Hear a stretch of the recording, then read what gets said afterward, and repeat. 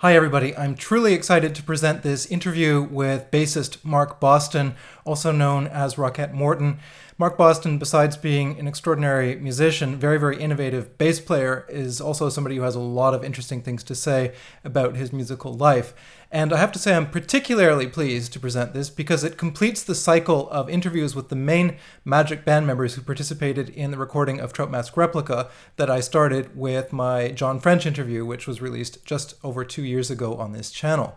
So that means that this is actually the first time in history that all four primary band members of the Magic Band from this period, besides Captain Beefheart himself obviously, have ever been interviewed, let alone by a single interviewer. So this is, I think, a remarkable thing, particularly because it gives you four distinct perspectives on the making of what I believe is really one of the most amazing musical statements of the last 50 years. I think this album, Trout Replica, and the other albums that followed it, really can stand shoulder to shoulder with many of the most innovative and interesting musical creations of the 20th century. This interview was conducted via cell phone, and the audio is a little bit rough at times, and also you'll notice that there is unfortunately no video component to this interview. However, the main thing is the content, the actual things that we discussed, and I hope you'll find this conversation as compelling as I did.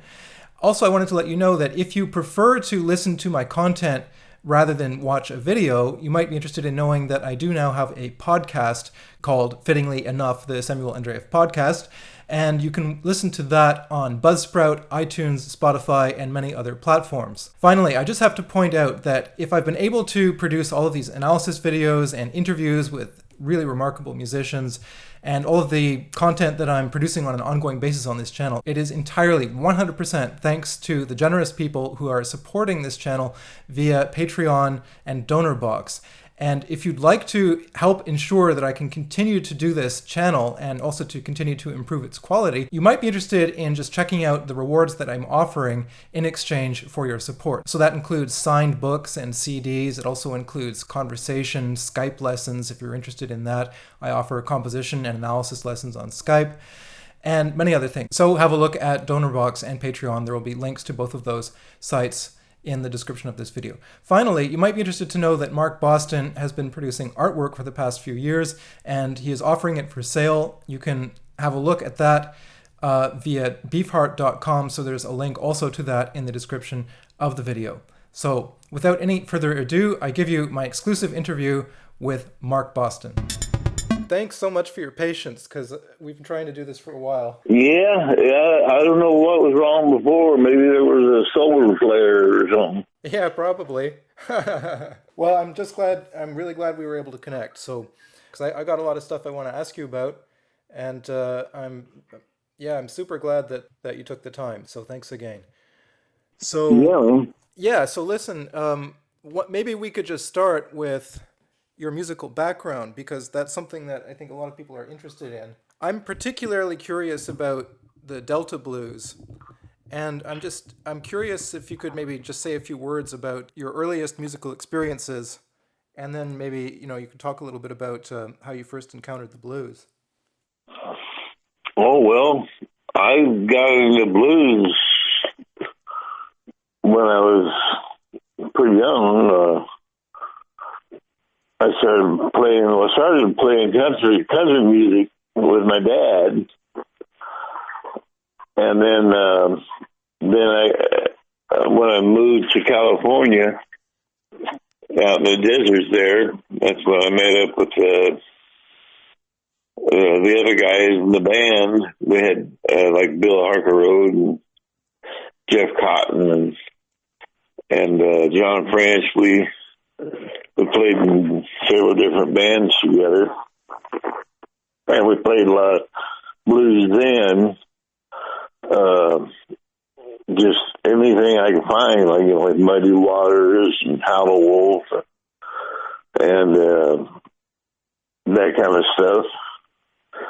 And I just really always enjoyed playing the blues, and that's why I wanted to get in the Beefheart band, because I went to come to a concert. They did local concerts a few times, and I went to a few of their practices.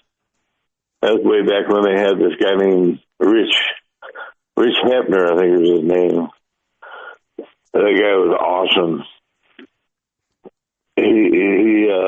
at that time, that's one of the best blues bands you ever want to hear. I mean, they were just really tight.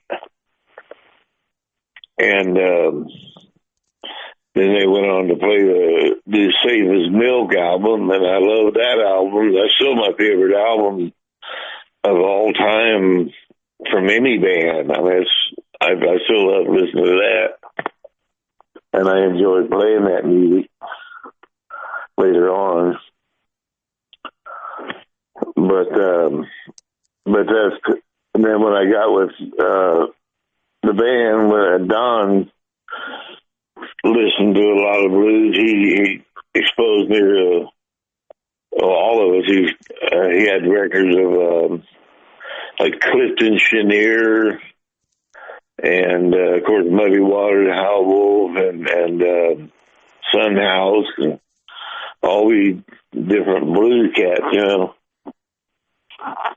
And I just love listening to that stuff, and I enjoy playing it too.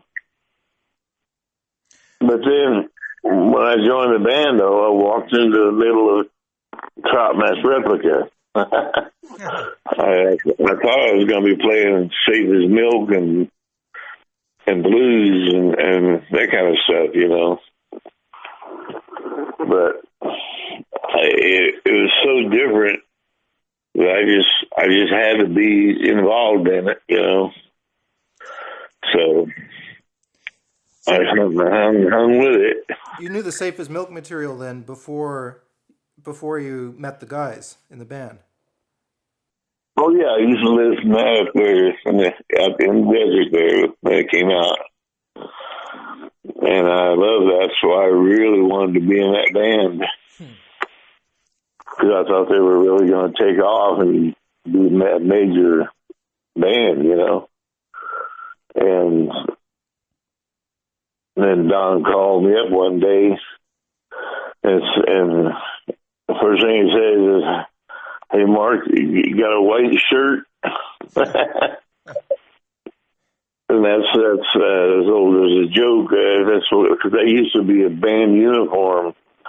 Because everybody wear a white shirt, you know. back in them days, you know. And so he invited me down to come down and do a audition. So I hightailed it down there. They're at the Woodland Hills house. And I walked in there, and they had little stuff set up in the house there, you know, drum set and a small PA and a bass amp. I think I took my own bass amp. I can't remember. But anyway, they just said, we're going to play a song. Just jump in there and play along with it best you can. I said, well, okay. And they started, John always yelled, "and" to start the song, you know. We didn't count it off. He just yelled, "and." And they started playing that. I think it was Steal Softly Through Snow, I think is what they were playing. And I had no idea what to play, so I just started making noise, tried to stay in the same key, and I just jammed on it all the way through the song. At the end of the song, they all started laughing and said, "Hey, you're hired. You're the first guy that's made it through the song." And of course, then I had to start learning this stuff. But that's how it all got started. It was me in the band, you know. So how do you think Don found out about you in the first place? Well, because I had played with all them guys who were in the band, John Prince, Will Hawkerode, and Don remembered me because he said And so they were looking for a bass player, and because I guess Jerry Hanley was quitting, or had quit, and they were talking about it, and Don says, "Well, how about that guy with the eyes? He remembered my eyes. I guess they're blue." And so they said, "Yeah, let's check him out," because they all knew me, and I played with them before, and they knew that I was, I could hold my own almost anything musically. I never just learned to read music. I can pick them out real slow, but I'm not a sight reader. But I always had a pretty good memory.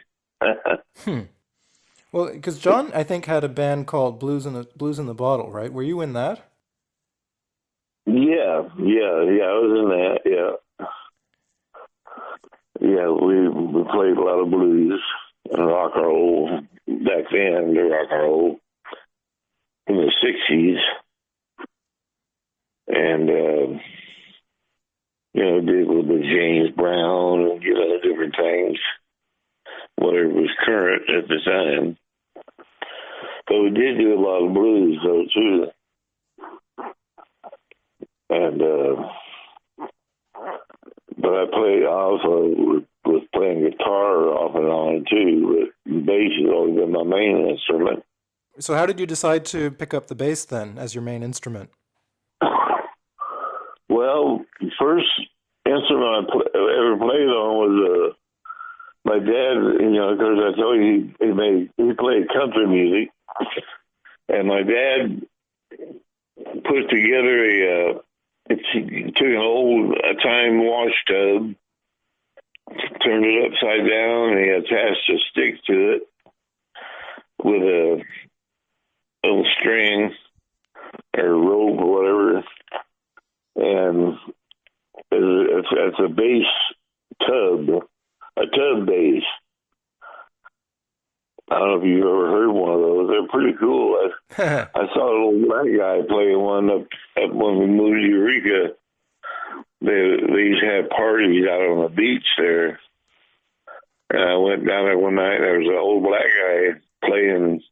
They were jamming, and he had the tub bass. And it's just a stick attached to a tub, with a string. And he was really playing the heck out of that. It was really good. It was really cool blues. And so that was the first instrument I ever played.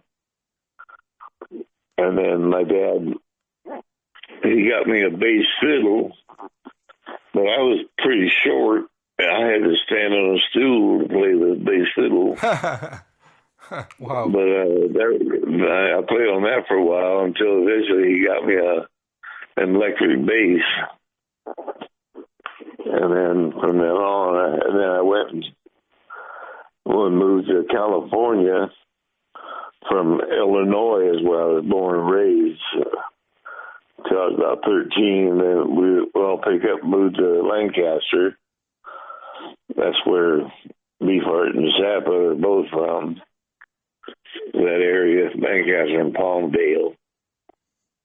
So you moved from the Midwest to California. That must have been a bit of a shock. Yeah, it's like moving to a different planet because it was so dry. I mean, I loved it because in Illinois, we just got tired of severe winters in the spring, severe thunderstorms and tornadoes and all kinds of crap going through. And the winters were just hung on too long. Snowed stayed on the ground for months and months, and then when it started melting, it was all messy and muddy, and I just hated it. And then we went and visited California, the desert there. But well, we just all fell in love with it out there. Just the climate was so different, and the people were pretty different too. But I got in my first rock band. I think we called it the Naturals. It was a 4-piece band, something like that, 3-piece band. I had a drummer that he stood up while he played the drums.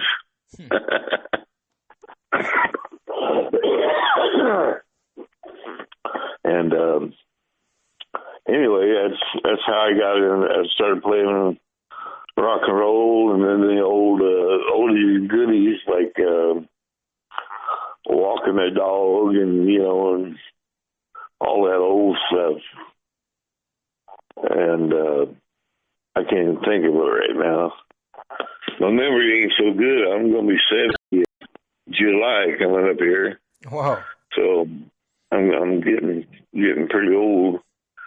And so sometimes the memory slips. Well, so far so good. Yeah. Yeah, well, so you said when you were a kid you were playing country music with your dad. Do you remember anything about that, like aside from the washtub bass? And what sort of songs would you have been playing at that time? Well, all the old country standards. They played some of the old, like the old Rugged Cross, as an old standard song. And we played, what do you call it? What's that guy's name? The kid. I can't even think of their names now. What was current back then? That was the 50s. So whatever was current back then, we played in the country vein, But then when we moved to California, I met some local musicians, and we started playing. I got exposed to rock and roll, and I'm still trying to remember some of the songs. Wooly Bully. I don't know if you've ever heard that one. Oh yeah. And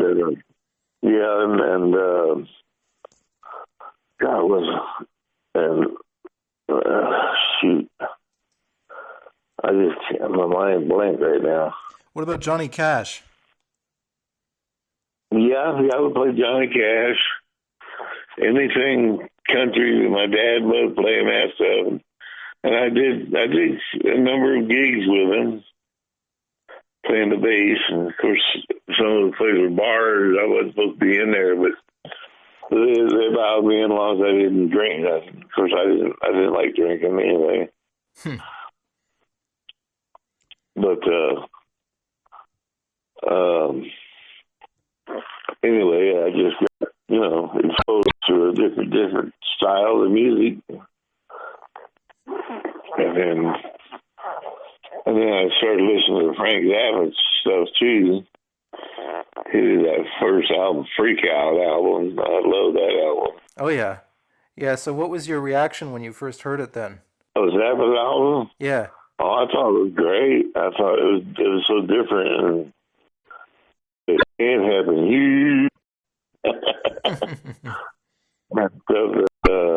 But we used to take our, and we had like what equivalent of what a boombox or car stereo back then.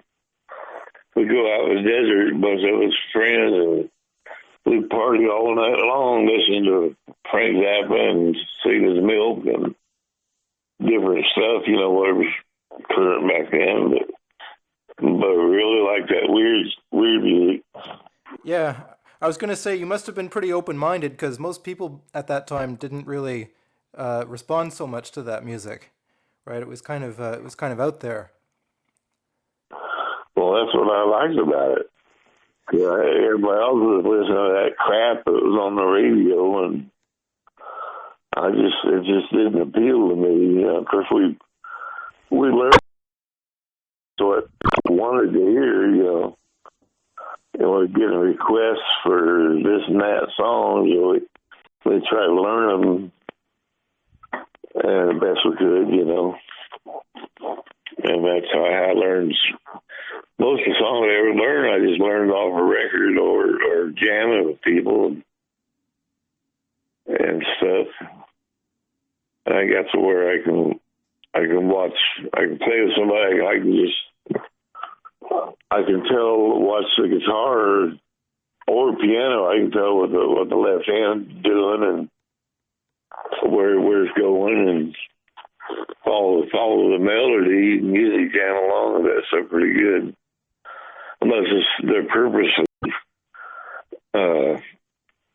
want to be different. Then hard to. Then you have to count stuff out and know when they're going to change and stuff. But it just depends on the style, Yeah.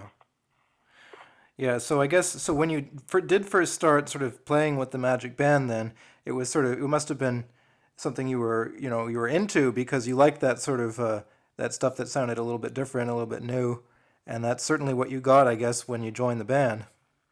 Oh yeah. I walked into like I say, you walk in the middle of the Trout Replica here.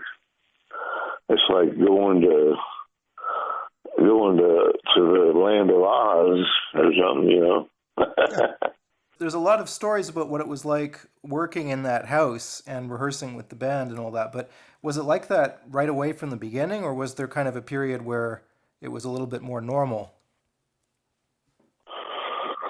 Well, I can't remember exactly what came down. That's 50 years ago.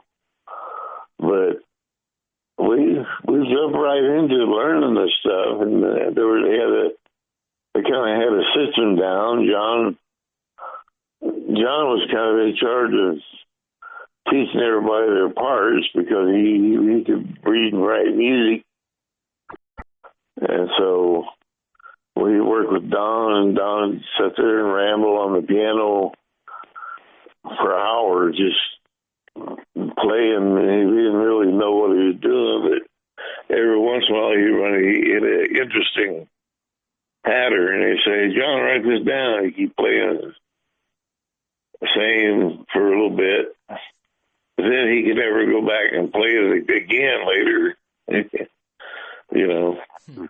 He just played it while he was hitting on it. He stayed on that same pattern long enough for John to write it down and or record it. So a lot of times where you recorded the stuff, then John said to pick it out with Don, and Don said, "Yeah, well that part there, that's a guitar part." Then he said, "Well, that's a bass part," so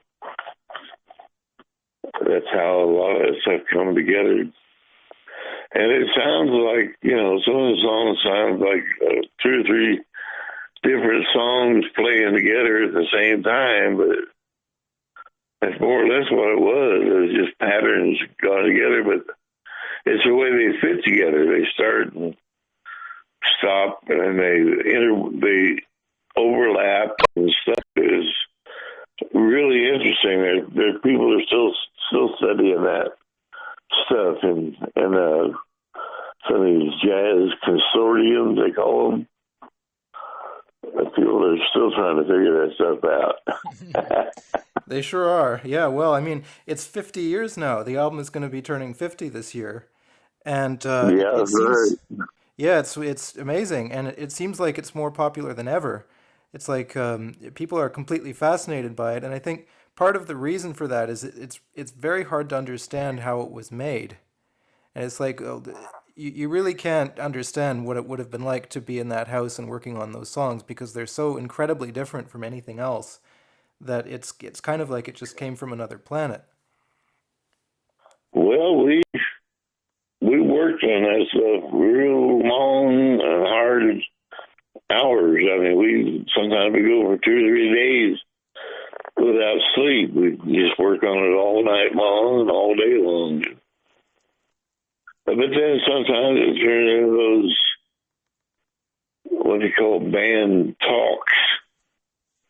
That's what I didn't like, getting off into that crap.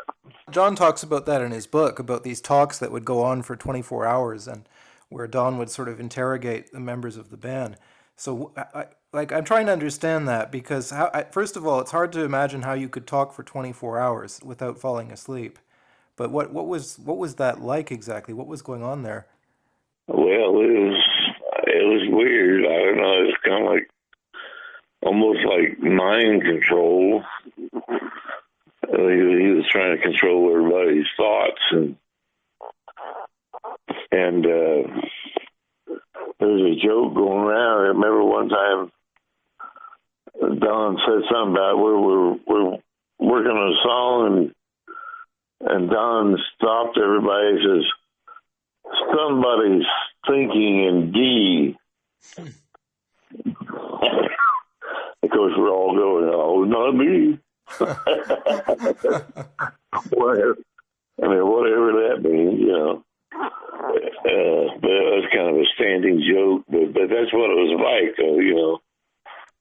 He tried to just mess with their minds, you know.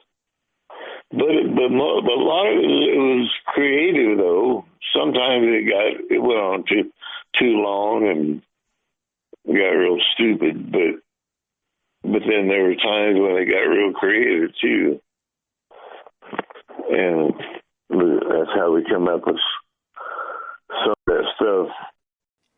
Well, looking back on it now, though, like, was it a positive experience? Like, did you enjoy it, or was it really tense and difficult? Well, it was good times. You know, it wasn't all bad, but when it was bad, it was bad. You know, it was intense. It was always intense, but sometimes it was fun. I mean, I wouldn't have stuck around if it was all bad, you know. Yeah. But I was determined by that time, after almost 9 months of practicing and putting all that stuff together, they finally took us in the studio, gave us 8 hours to record all this stuff. And so we did about 22 songs, I think, in the studio. And there was a couple of them that we had recorded at the house when Frank Zappa brought over his, he had a mobile recording unit, and he recorded like a hair pie, Bake 1 and Bake 2. And it sounded like there was another one too. And that Jimmy Simmons, he did the blimp. But how that came about, Don had called up Frank and said, and told him, "Hey, John, Frank, listen to this. Antenna Jimmy Simmons is going to quote a poem to you." And Frank said, "Well, hang on one second." And he just turned on a recording of a song that they had been working on. There were no vocals to it. And so Jeff went ahead and recited the blimp over the phone. That's why it has that tinny quality to it, because it recorded over the phone. But it laid right over that musical piece, and that became the blimp song, the blimp. And so that was pretty cool.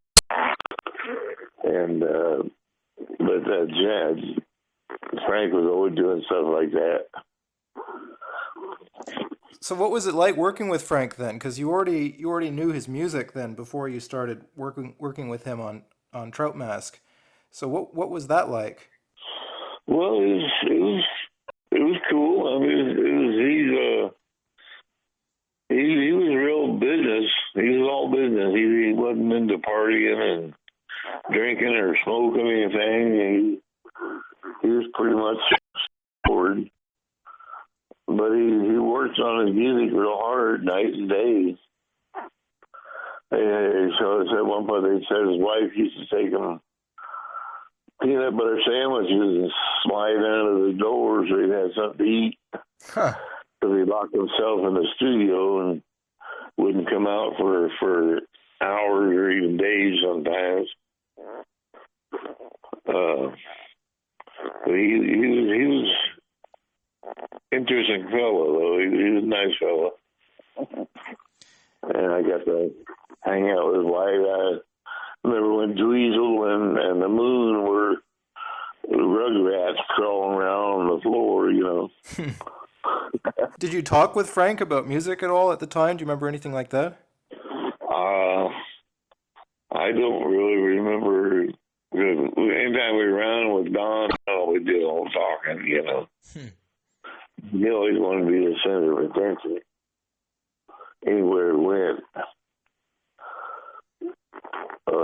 But I remember when we were recording Trout Replica, Frank was sitting there in the control room and at the board. He always had a habit of hooking his finger over his nose and sitting like that for hours while he was listening to music. And but he'd fall asleep sometime while we're recording this stuff. But he had a engineer there to handle all the recording. He was just kind of supervising, you know. But anyway, he was interesting to be around. And of course, the first time I went, after we recorded the Trout Replica, they took us to Belgium. There was a big festival out there, and Frank had the Mother's Invention. They played a few songs, and then we got up and played a few songs. And then on the way back home, we stopped in London, England, and they took us out one night to this little bar called the Cellar, I think it was. And it was downstairs. It was a cellar, basically. But it was a bar, and it was pretty nice. Had a nice atmosphere, and they had a little local band, but they invited us up, so I got to get up there and jam. The drummer was Ginger Baker from the Cream, and then Frank played guitar and I think sang. I can't remember what we played. I think we played some blues and stuff. And then I of course, I played bass, and then Don sang and played the harmonica.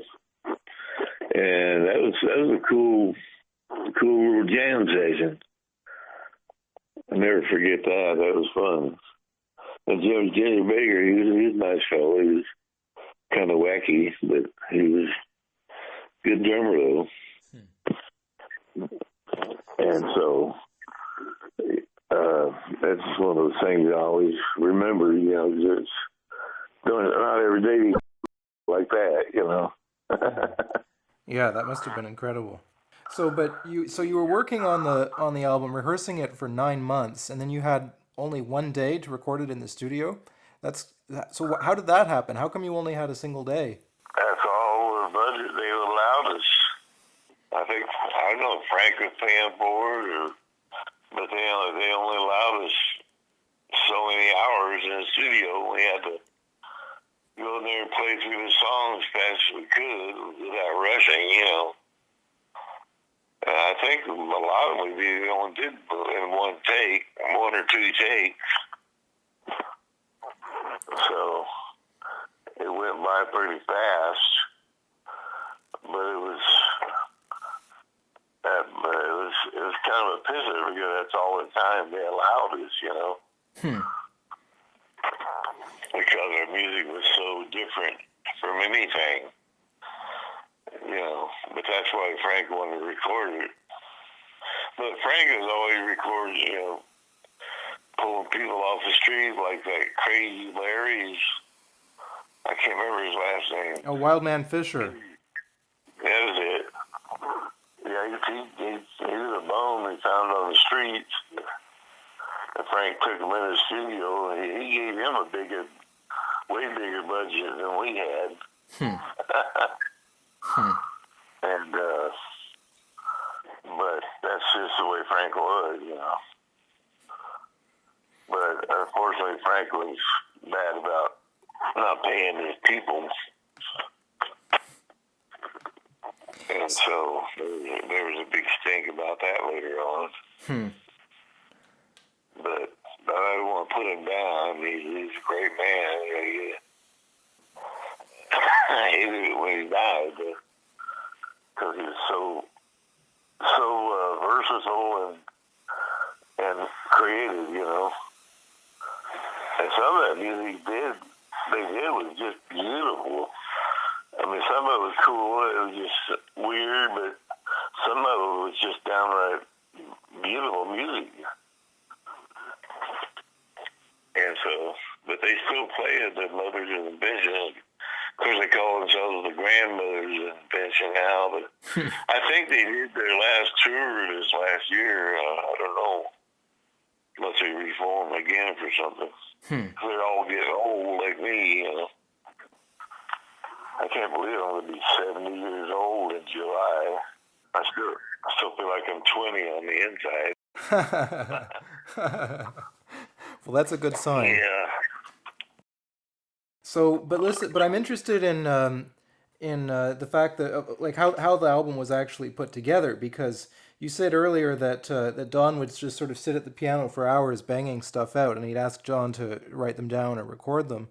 But do you remember how the little individual fragments, the little tunes that Don would come up on the piano were sort of combined into songs? Like, did Don have a sense that this part belonged with that other part, or was that sort of figured out by the band? No, well, that was Don. He'd be playing something. He said, "That's a guitar part."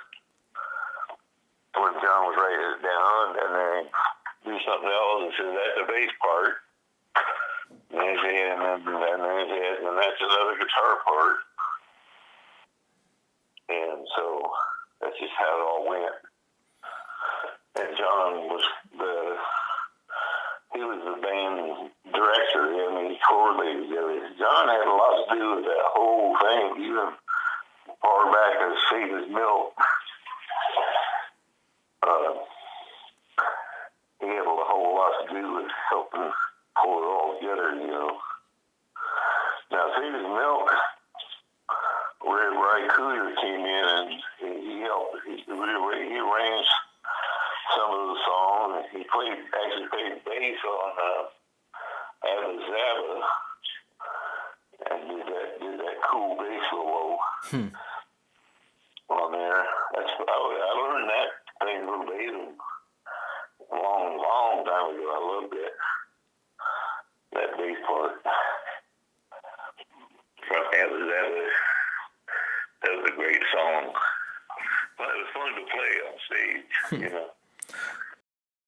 So you would get these parts then from John, and you'd have to learn them on the bass. But like, did they work on your instrument, or did you ever have to change them? Like, did you ever get parts to play that were impossible? Oh, yeah. I had to play them the way I could play them.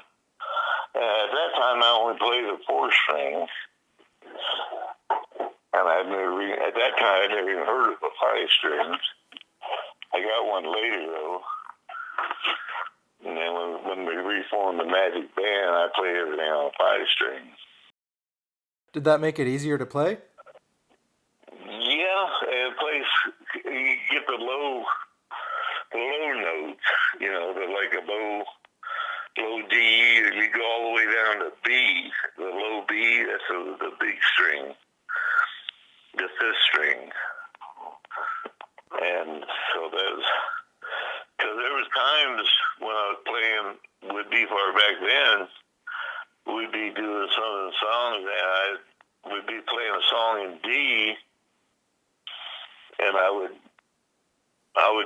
my E string down to D, tuning it on stage. Just do it.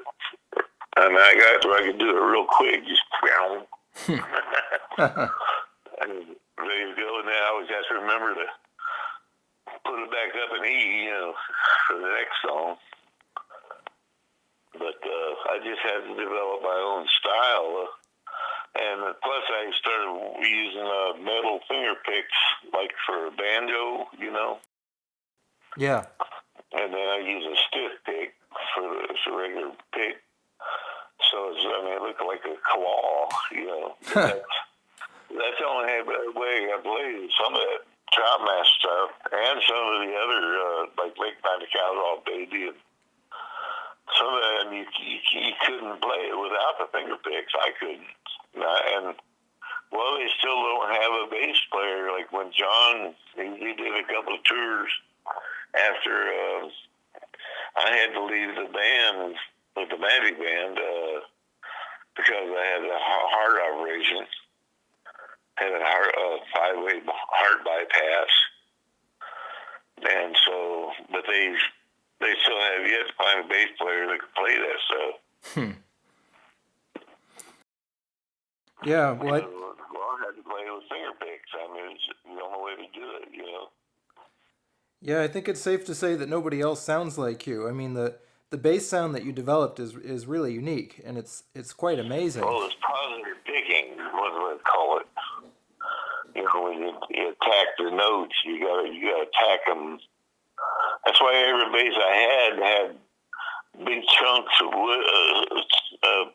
wood under where the strings are, down there where you pick. I had carved big chunk of wood out from the metal finger picks, But that's the only way to play it, so couldn't do it without them. Some of that, something like one called Still Softer Than Snow and Click Clack, and those,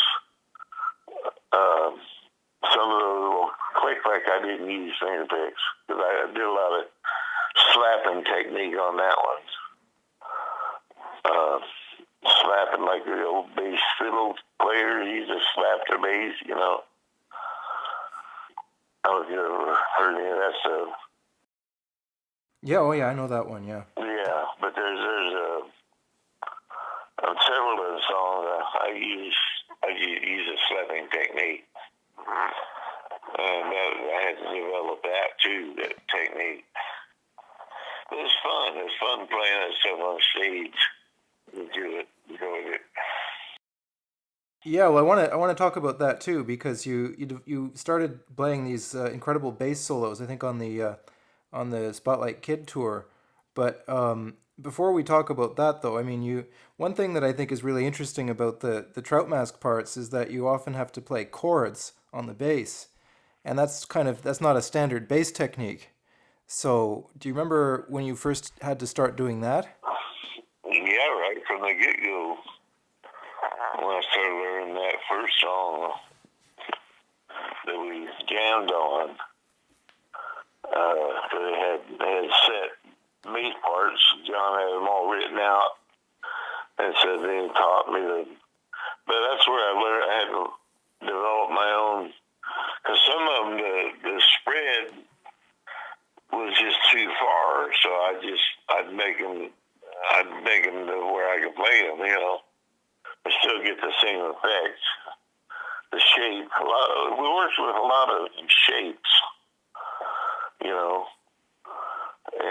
so a lot of songs that, like one part overlaps with the other part, but they worked. They all worked. They held together. I don't know how it held together, but it did. Some of the songs, But every time we played them, we always played them the same way. It was like, it sounded like a controlled train wreck, but it's always sounded the same way every time we played it, It wasn't just jamming, Yeah. Yeah, well, that's right. And I mean, if you can listen to the recordings of Trout Mask without the vocals on them, right? There was that version that was recorded in the house by Frank Zappa as a sort of field recording, and you can tell that the parts are the same as on the album. I mean, it's very close. So it's clear that it was extremely well rehearsed and really, you guys were super precise. Yeah, yeah. There was a lot going on, but it was always it was controlled. It played the same way every time. But then there was a couple, few songs on there that he did them, and they sounded random. Like God, what's that one's on? My mind. Anyway, one song is it was just a random kind of thing. Would that be Frownland? Might have been one of them, yeah. Frownland. And so when we played them live, I had a hell of a time sometimes playing them exactly the way it was on the record. I just had to play it the way I felt it, you know. Yeah. So when the album was released and you first heard it, how did you feel about the way it came out, about the production and the recording and all that? Well, I was at that time I was pretty green. I really didn't know that much about production, and so I just loved listening to it. In fact, I had a stereo system. I didn't have earphones. I just took my stereo system and put the two speakers facing each other, and I laid down with my head in between them, and that was my stereo, you know. And I cranked that thing up and listened to it for hours, and it was awesome. I really enjoyed it. You know, I just really enjoyed hearing it because it's something we've worked on so hard. Got it in the studio, and then when it was finished, I was blown away by it. Then we started working on the next album. I think it was McAllen Baby, I think. That's right, yeah. And Spotlight Kid after that. Well, and there are little spoken bits also on Trout Mask, like there's a guy who seems to have wandered into the house and he starts telling this long story about rats or something, and then there's parts where you hear your voice on the album. So how did those come about? How did that end up on the LP? I don't know. I think Frank had been recording it. We were just goofing around. That's when we were recording that one song. One of the neighbors came by, and Frank recorded him, and he was just talking. And like when we did that hair pie, I think it was Bake 2, I can't remember.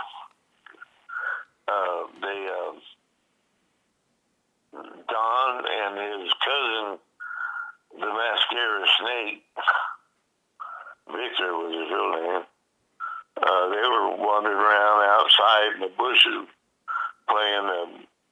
Don played his soprano sax, I think, and then Mascara Snake was playing the what they call licorice stick, the bass clarinet. And they were just wandering around out there, and then of course we were in the house, but we could hear them playing, and right at one point we just all Johnny and we started playing. That's how it all came together. And then some people wandered up. The neighbors came up and started talking to us. And Don was talking with them. And that's just how I got all this up. And that one day I was goofing around, and Frank says, "We'll do something." I made that noise sound like a fart or something. But then it says Rockette Morton takes off again into the wind. And then that's when Don says, "So what are you running on, Rockette Morton?" And then he says, "Say beams." So I said, "Beams." And he says, and I turned around and said, "Laser beams. I run on laser beams." But we were just goofing around and having fun with that. And Frank recorded it, and he edited it all. He's kind of, what you call eclectic. You know, he takes different things that happen on the spur of the moment and records them and makes something out of them, you know. But people always remember that stuff. Yeah, well, people love those things. It's like those are some of the most memorable moments on the album, and everybody who has heard Trout Mask Replica can quote those things. Like they remember them by memory. So. Yeah. People are always yelling when we did the Magic Band tours, and people always yell, "What are you running on, Rockette Morton?" Things like that is cool. I always had fun with them. Go on stage, I always had fun playing the music. That's why the people, they see you having fun, then they start having fun too, you know. And because the music was so different, but we played it in such a way that it was fun, you know. And it was obvious that we were enjoying playing it. So that helps the audience get into it. And it sets up like a cycle of energy, you know. There's no other high like it.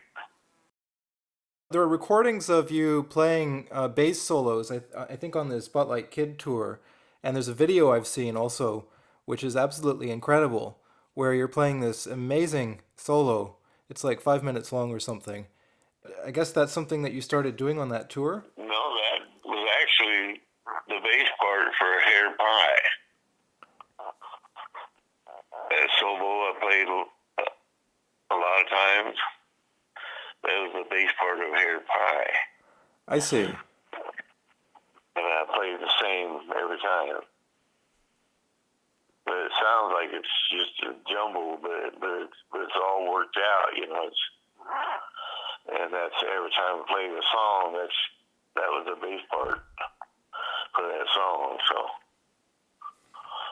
but it was just a fun song to play because I could put a lot of energy into it. That's why people got off on seeing the energy and how it was attacking the bass and getting all these sounds out of it, you know, that not everybody played, you know. I'm not saying I was better than anybody. It was just different, and I enjoyed playing it, you know. Well, you'd attack it, you know. But you'd have to have a pretty developed technique, though, to play that because, well, I mean, you were pressing down really hard on the strings and really attacking them with your right hand, and it's like you need to be really strong to do that, and you need to have a real technique. Yeah, it's just a matter of, you know, developing it, learning it, and playing it same way every time, you know. Well, so tell me about some of the albums that happened a little bit later. So, Spotlight Kid and Decals, and what was it like working on those? Like, was it quite different from Trout Mask Replica? The process of putting those albums together. Well, it was about the same, but I mean, as far as where we put it together and everything. But those later albums, they gave us more studio time. That's why they progressively sounded like Clear Spot was the best as far as the recording quality, the sound quality, and the way everything was arranged. And Ted Templeman was the producer of that album. And he's the one that did, I think he did Linda Ronstadt and I can't remember all the Eagles, or maybe the Doobie Brothers. I think it's Doobie Brothers. But Ted Templeman, I don't know if you ever heard of him. He was a big time producer back then. And he was a short little guy, and he always handled Don really well. He didn't take no shit from him. And but that's how the album was one of the best as far as it was super well rehearsed. Of course, we had Art Trip, and I think that's might have been when Roy Estrada was on the bass. I can't remember. I think so, because I played bass on a few of them songs. But at that one point, I had switched over to guitar because Jeff Cotton had left,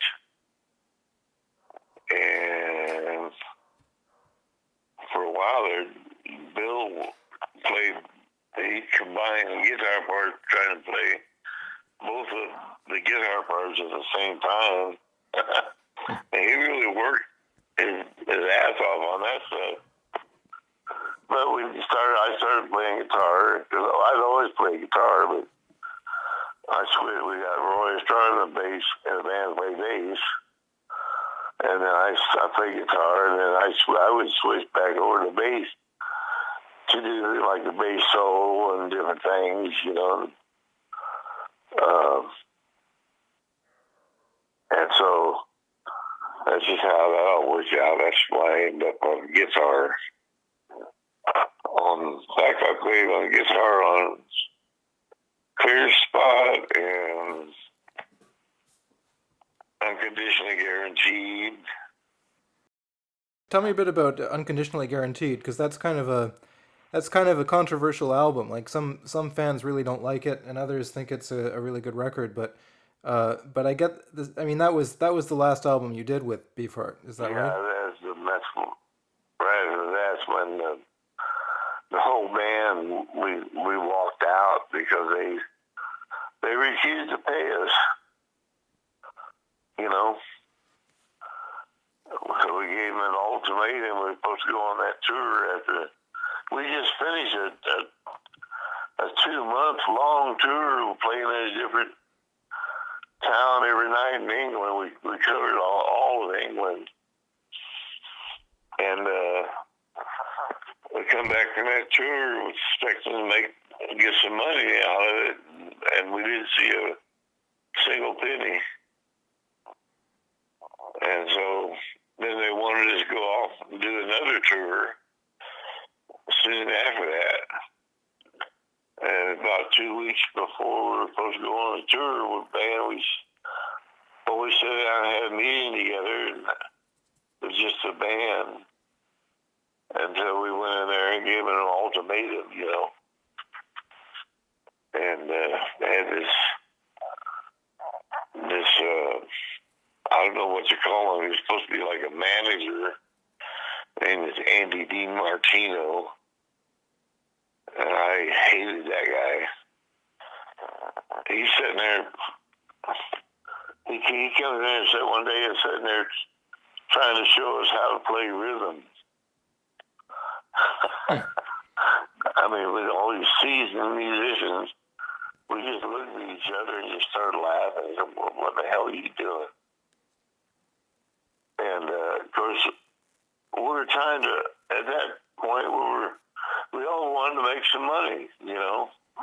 So that's why we did it. That album was supposed to be geared more towards commercial. And some of it was really good, like Your Eyes Are a Blue Million Miles. That was a great song. It was a beautiful song, actually. And, but anyway, we finally had enough. And they kept trying to get us to go on that tour. So we all walked out 2 weeks before we went on the tour, and Don threw something together, and that's why they call that the Tragic Band. because they didn't even have a bass player, I don't think. They had one guy playing a trombone for bass parts or something. But it's just, you know, I just had enough. I couldn't live on nothing, you know. Yeah. Well, and at that point, you'd been with the band for what, 6 or 7 years or something, and you still weren't making any money. So, Yeah. so what was it? What was it like to be free of that and to stop and to be able to do something else? Well, it felt good to get away from all that bullshit. But then we tried to form a band. We were all living up in Eureka. Of course, up in Eureka, there's nowhere to play. I mean, you know, we played a couple of little local gigs, but it was a joke, you know. Didn't make any money, and finally everybody just had to split and go their separate ways. And that's when I wrote a letter to Ian Anderson from Jethro Tull, you know, and basically saying, help, I want to do something. And he called me within a week after I sent that letter. He called me from England and said, look, I'm going to be in L.A. in a month. If you can meet me down there, let's come on down, let's talk, we'll do something. So I had to borrow, this friend of mine gave me an old beat-up pickup truck, but it wasn't running. So I had to get out there and work on it. I was working on it even when it rained, and of course it rained a lot up there in Eureka at that time. But I got it running. I drove down to L.A. and had a meeting with Ian, and they set it up, and that's when they flew me and Bill Harkerode, and I think Art Tripp played on the first Mallard album, and that was fun. So they put us up in Martin Barr's estate. They had a place down there, really, really fancy, and it was an old mansion. And we stayed in what used to be the staff's quarters. They had just a separate building, and we stayed in there. And that's where we recorded. They brought in a mobile unit. And that was part of the deal, because they had just had, Jethro Tull, they had just bought this brand new Mercedes diesel truck, you know, a full-blown diesel truck. And they had a 24-track studio built into it. Of the oldest, this is before digital, the regular, you know, reel-to-reel 2-inch tape. And so they brought that in and ran all the cords in for the microphones and recorded everything. We set up in that little house there, and that's where we recorded the Mallard album. And to me, that was the epitome of my career, because we were actually recording our music, you know. And I love playing that stuff. Bill Harkerode, he had a lot to do with helping arrange and everything, all the songs and everything. And I wrote some of them, and he wrote some of them. I think we used a couple of John Prince's songs too, and but it came out really good. You probably heard some of that stuff, haven't you? Oh yeah. You sang lead on a song called "Old Man Gray."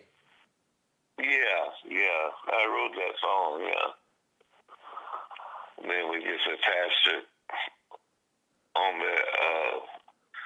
It's like it led right into the other song. I can't even think of the name of that one right now. But that was fun. I really enjoyed that. Yeah, those are great albums. I really love listening to them. Yeah, and then the second album, I enjoyed doing that too because they they put us up in a castle. It was a full blown castle that this baker had bought him and his wife, and they refurbished it. I mean, it was immaculate. It was great. It was like a 3 or 4 story castle, you know.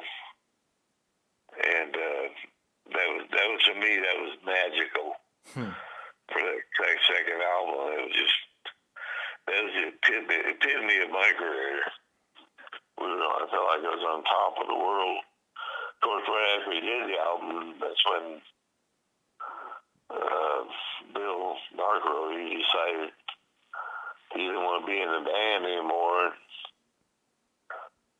We had already finished recording the album, and he stayed behind to finish mixing it.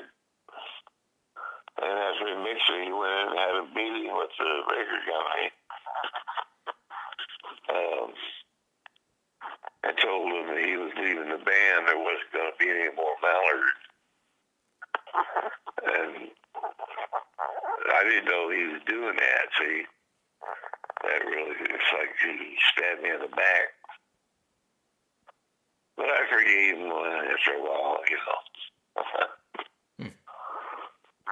But that really hurt me because I just felt like we were really getting ready to do something.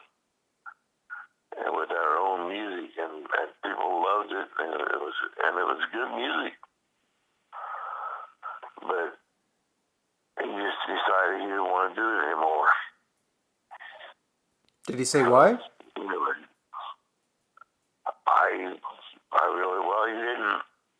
he didn't like working with Sam Yalpin, the lead singer. And I guess, I didn't see a lot of that because when we record those albums, we record the music, and then Bill took Sam back in. It was just the 2 of them in there, and Bill was trying to get him to sing in a certain way, you know. And Sam was real arrogant, and Sam even told me that later. He said he apologized to Bill because he said at that time he knew he was pretty arrogant and argumentative, and he wished he hadn't been, but it's just the way it was at the time. Because Sam was a heavy drinker too. And anyway, so that's Bill just didn't want to mess with it anymore. He just wanted to go back and give guitar lessons, and that's what he's been doing for the last 45 years, 50 years, 40 years anyway. Yeah. And what about Jeff? Did you stay? Did you stay in touch with Jeff at all? With who? Jeff Cotton. Oh, Jeff. No, he stayed the scene. I think he moved to Hawaii, and never heard nothing from him until just in this last that's about a year ago. It wasn't even that long, but I was sitting there one day and somebody called me up, said, "But you can't guess who this is." I said, "Look, I'm not in the guessing game. I don't know who you are." And he said, "Well, it's Jeff. Jeff Cotton." I said, "Well, how about that?" I talked to him for a little while. You know, he told me about some of his life, what he'd been going through. He's been staying over in Hawaii. But he got married, and then his wife passed away with cancer 2 years ago. It was a sad thing. But he sounded real good. He done okay for himself. And, because, John was still trying to get talk him into doing something a short tour or something, you know. But he didn't want to do it. And Bill Hartley, he didn't want to go either. That's when we first reformed Magic Band. Bill came down for one rehearsal, then decided he didn't want to do it. Yeah. So that's when we got Danny Wally. You know, Danny played with Zappa for several years. His lead guitar player and singer. Yeah. So you were occupied with the Magic Band, I guess, for about 10 years then after it reformed. Yeah, I think we went on quite a few tours. Sometimes a couple of tours a year. Then we stopped, and then a year or two later, John, I thought we were all done, and John called up and said, "Hey, you want to go on the road again?" And I said, "Well, sure." So we went back out again and did a few more things. We did that one tour with a guy named Gary Lucas. You probably heard of him, haven't you? Oh yeah. Well, him and I did not see eye to eye. Well, I don't know, he was jealous or something. He didn't like me at all. And he used to be a solo artist. You know, he don't ever work with a band, you know. That's why he got with that band. He wouldn't go with the program. They have a sound man out there trying to get make you sound good, right? But he had Gary get up on stage and he cranked his guitar up so loud that Danny couldn't even hear himself playing on the other side of the stage. And the sound man couldn't control the sound because Gary was so loud, and he just didn't care. He wasn't a team player, you know. And plus, there's the fact that every time they announced the band and John introduced everybody, and everybody yelled applause. But every time they came to me, the audience went crazy. They went nuts, and that made me feel good. That means they love you, you know. And when it came to Gary, he just got a polite applause. And of course, that don't mean nothing. I just thought it was great that people like me, you know. And they really was because I just have fun on stage. And I interact with the people and, you know, just try to include them in what's going on, you know. Well, I can tell you, I mean, I already interviewed Bill and Jeff and John because I have a YouTube channel where I do interviews and things like that. And I got so many requests to talk to you. Like, so many people wrote and asked, when are you talking to Mark? When are you talking to Mark? And it's, so I mean, there was a lot of interest, and that's, you know, people definitely responded to the way you played and your style and all of your contributions to the music. That's for sure. So. Yeah. Well, it's nice to be remembered for something. I mean, I got. There's times in England I went over there and played. I'd never been in that town before. I walked down the street and people come up and say, "Hey, aren't you Rockette Morton?" And that just blew me away, you know. Going to a strange town I'd never been to before. And it was nice, you know.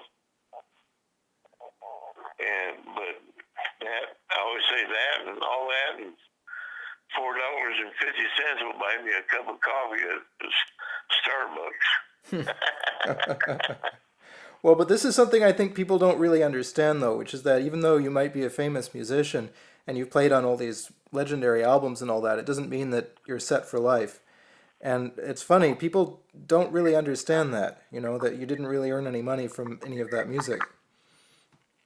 Yeah. Yeah, it's hard to, they think I'm rich, but they see us traveling around in a little bread van, with all our equipment. And when we get on those thematic band tours, that's what we traveled in, was a bread van. The guy had clearly, put some seats in the back, just enough room for the guys to sit in, and then our music, our equipment went in the back, and then everywhere we went, we had to do a back line or rent the PA system stuff, We just carried our personal stuff. But anyway, that is the way it was.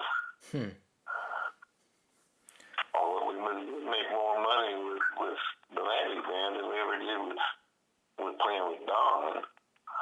But still wasn't that much, We go out, come home with a few $1,000. But, it still wasn't enough. You still living on, when you average it out, I'm still living at a poverty level. Yeah, that's right. Yeah. Yeah, well, I mean, the things that you worked on, the albums that you did, I mean, these are really extraordinary works of art that I think will last for a very long time, and they're also completely unique musical creations. Like there's nothing else like them that's ever been done, really. So they're going to live for a long time. It's I find it sad that you weren't more compensated for the work that you did, and I think that's really unjust. And I can only hope that eventually there will be some kind of way that you can earn some money from these incredible recordings you made. Yeah, I haven't thought of nothing yet. Well, see, that's the trouble is when we did that so with Beefheart, Don made sure that he told everybody he was the one that wrote everything and showed us all our parts and stuff. But it was a collective effort. It wasn't just all him.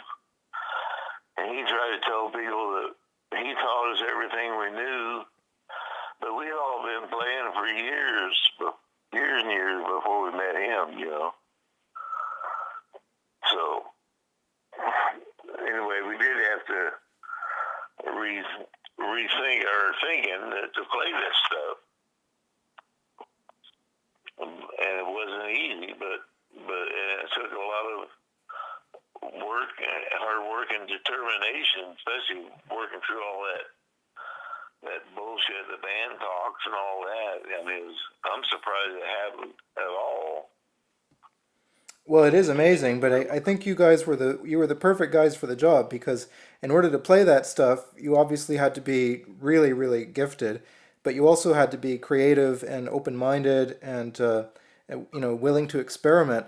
And most people. Determined. What?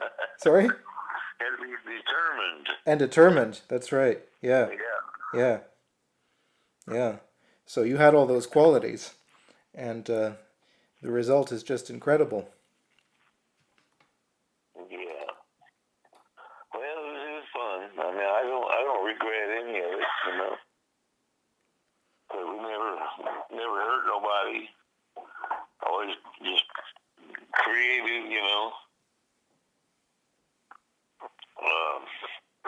And I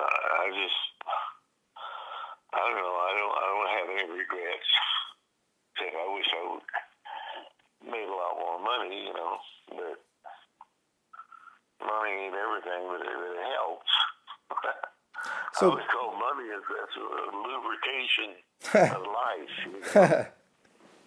'Cause without it, it's pretty squeaky. that's right, yeah. Well, 'cause you've been making drawings for a few years that people can buy, I think, right? I saw that online. Are you still doing that? Yeah, I'm still doing them. I kind of haven't done it for a while because I've been going through some upheaval here where I'm living because I got this great place I'm staying out here, but my friend that owns the property, he got real sick. He got off into. Anyway, I don't want to talk about him too much, but because he's been a great friend to me for a lot of years, but he kind of got off into drinking real heavy, too heavy, and was giving me a hard time. But he's all turned around now. He went into rehab, and he's doing much better. He's doing real good. And so hopefully I'll be able to stay here a whole lot longer. Great.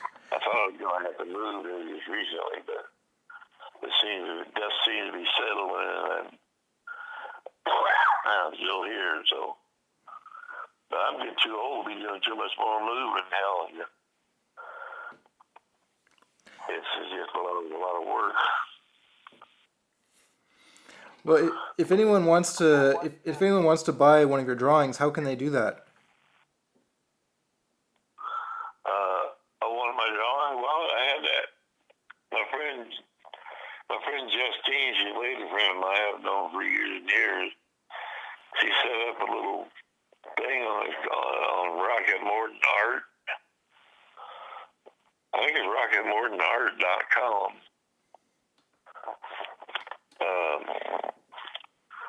They can go in there and order a drawing, you know. Because I just started off, I've just been doodling, but they're really abstract. But some of them are pretty good, some of them are, so-so. But then I color them in. Basically what I was creating, I started off creating a coloring book for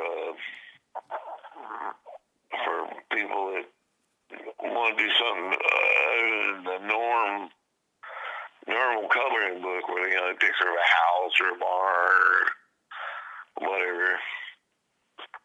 But that's how I got into it. Actually, I got inspired when I was in rehab after that heart operation. They put several weeks they call it rehab. It's where you have to learn to walk and do all this stuff. Because when you do the heart thing, it takes a lot out of you, and you have to stay in there, and they really watch your clothes. You can't even get out of bed without their permission because they have to come and help you, you know. So all the time I was laying there, I finally wanted to ask him if I could have some paper and a pen or pencil. And so I just started doodling. I've always done that off and on. I was trying with beef art. I do doodles and sketches and stuff, but I never hung on to them. But then I decided to make a coloring book. Still working on it, but I got lots. I got several hundred pretty good pictures. Just got to color them in. Well, I'll put a link to the web address that you mentioned on this interview when I put it up online. So if anyone wants to, well, I thank you for that. Yeah, that'd be great. Yeah, that's no problem at all. And so, okay, and so how are you doing health-wise these days? I'm hanging in there. Ever since I had that heart operation, I was about almost 4 years ago or 5 years ago now. They just took all the wind out of my sails as far as traveling because I can't walk real far. Plus, I got that neuropathy from diabetes. My feet feel like I'm walking on couple of sponges. And actually, yesterday I had to go to the emergency room because I bought this new chair for my kitchen. And I like it because it had wheels on the bottom, for rolling around when I'm cooking and stuff, because I can't stand on my feet for real long periods of time, And I sat down in a chair and it just went out from under me. And I just ended up in the floor, like, real quick. I didn't even expecting it.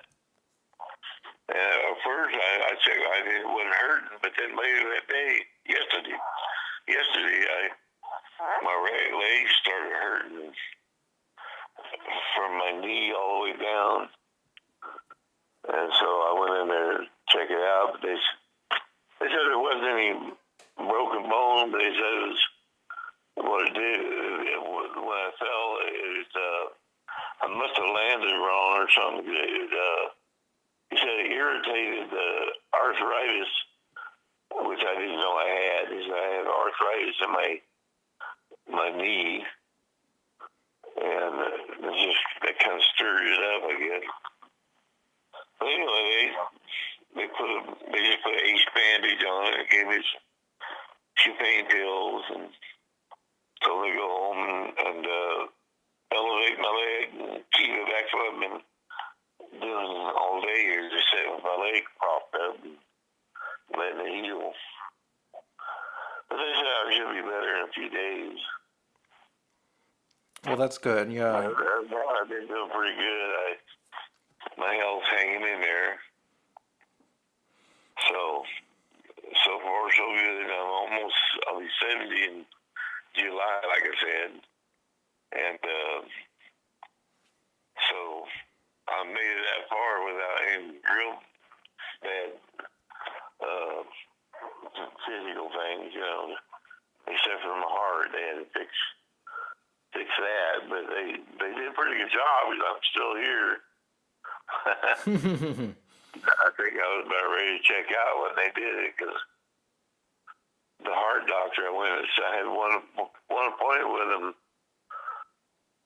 a specialist, I went there and he called me up the next day, or actually his assistant called me and said the doctor wants to see you in his office now. It's like, I had no choice. I said, well, okay, I'll be right there. And then it wasn't 2 days later, I was in the hospital under the knife. And because they had to go in there and open up at least 5 of the, what do you call them, the arteries going into my heart because they were clogged up. I knew something was going on because I was getting real short on breath, and I couldn't walk 100 feet without having to sit down and rest, and so I knew something was up. But I still really can't do a whole lot more physically, but I'm feeling good though, At least I'm not in pain and all that good stuff that comes with getting old. So far so good. Well, that's good. It sounds like they're taking pretty good care of you. So I hope you can keep all that under control, and that you can keep going for a long time. So do you? The state of Oregon has taken really good care of me. Yeah. Their health plan here. Plus, then I turned 65 a few years ago, and then I got on the, we call it Medicare, So between that and the Oregon Health Plan, they've been taking real good care of me. So I got no complaints. I'm just trying to hang in there until it's time to go. I always say I like that song we did with Steve Hart. It's called I want a woman to hold my big toe till I have to go. Yeah, I love that one. I really enjoy that song. Oh yeah. Yeah. So do you listen to much music these days? No, I don't listen to anything. And lately I haven't even been playing my own music, but I'm fixing to get back into it. I just kind of lost interest there for a while after that heart operation. But it's coming back. I got my 24 track set up over here and my speakers, and after all this moving I thought I was going to have to do, and I'm getting everything unpacked again, setting up my studio here. I'm going to start trying to finish some of the songs I started. That would be great. You have a solo record that you put out in 2003 that I think everyone should listen to. So if anyone listening to this interview isn't familiar with it, then get a copy of that, because it's really a great record. Yeah, they're called Love Space. And it's just something I did in my own studio. I did most of the parts myself. I brought in a really good piano player to illustrate some songs on it, and then I had Bill Hargrove play one of the songs. And but it was just, and I sang on it. I don't have a real good singing voice. In fact, one of my friends, I played the album for him, and he was one of them guys, he always says what he thinks. And he listened to it and says, "That's really good stuff, but you need to fire that singer." I started laughing. It tickled me. I said, "That's me, man." I said, but when I did it, I wasn't trying to impress anybody. I was just having fun in my studio, and I enjoy singing. I know I don't have the best singing voice, but I like singing, and it was just my own stuff, so. But I got a lot more I got to finish up. In fact, I got one song that's a great song. If I can find it again. It's called -$1. That's one. There's a story about that. We was waiting on some money from. It was coming from something on one of those albums we did. I think it was Mallard or something.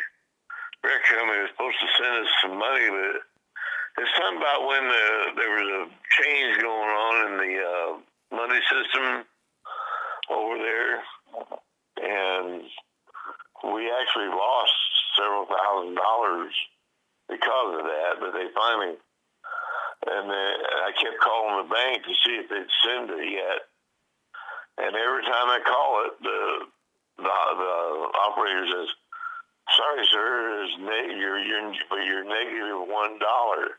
It wasn't any money in it yet, the account. And so I wrote a song about it. Well, I'll be looking forward to hearing that, and I hope you have a lot of fun recording the new songs, and that we'll get to hear them sometime soon.